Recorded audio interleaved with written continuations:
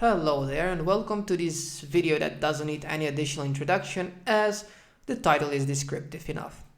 Now, as most of you know, I'm reachable by email, and in the past few months I've received quite some requests, mainly from recent graduates, in the form of, could you please take a look at my CV or resume and provide me some feedback? What is it that I can improve? What is it that maybe I'm missing? Does it look nice? So there was also a lot of focus on the visuals. So there was something that, in my opinion, is very important. That's why I wanted to address it in a separate video, which I consider to be the biggest mistake. That is relying too much on your degree. I know that spending 4, 5 years, 3 years, I don't know how many years in your studies, and then finally obtaining that degree means a lot to you. And you find it very valuable. And it should definitely be on your CV. But don't forget that once that CV is sent, there are all these other CVs lined up competing for the same job that also have a degree stated. So having a degree is important, but it provides absolutely no competitive advantage over all these other CVs. Of course, the other sections that I most often see, I'd say the online courses. Again, I would say it's comparable to the degree because it's the same bucket of obtaining knowledge. Then we have the hobbies section that is mainly just, reading, watching TV and being into some sports. And all this is fine because it shows what you've done to obtain the knowledge. It shows what you're doing in your free time. But what's missing is the part that makes you stand out in front of compared to all these other candidates, and that is your practical experience. Because if you take two employees, one that's intern and another one that's senior, the difference between them is experience. It's not the degree. So have your degree on your CV, but don't think that only because you've completed your studies, now you can get a job, especially not in a high-tier company. Sure, there are many ways that you can get a job in maybe a smaller company, but if you're applying for a high tier one, the chances are very, very low.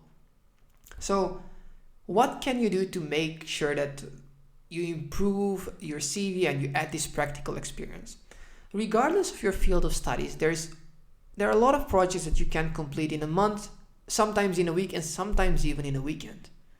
So for example, if your studies are in let's say computer science, there's so many possibilities out there. You can create a simple app, you can create a website, you might want to create some simple software, whatever it is, make sure that you spend some time. Now, maybe somebody will be wondering, but I have all these other courses also listed. Well, I would not say that having the courses listed is different than your degree. They're all in the same bucket of obtaining knowledge. It shows absolutely no proof that you've applied that knowledge in any shape or form.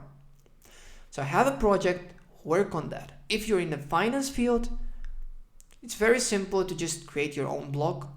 Take a look at some companies, at least there's so much public information out there. Do some analysis, do some valuation, stock prices, whatever it is, but make sure that you do something and you can add to the CV that is a proof of applying the knowledge that you've acquired along the way. Not that you've obtained knowledge, because if you have knowledge and you don't apply it, it fades along the way.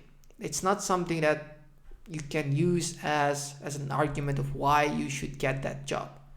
So having a degree, having the knowledge or the experience having the knowledge is important, but having the experience and having a proof of that is by far more important. So don't focus too much on your degree, as it provides you absolutely no competitive advantage. And I know that you might not be happy to hear that, and many people are not, knowing that they've spent so much time and now it doesn't mean that much. But that's not fully correct, because it means something. Because if you don't have that degree, you would be far worse than all these other candidates. Now you're in line with them, and it's up to you to make sure that you're even better and you get the job. So good luck. I hope this is helpful. And of course, as always, if you have any questions or comments, leave them in the comment section below.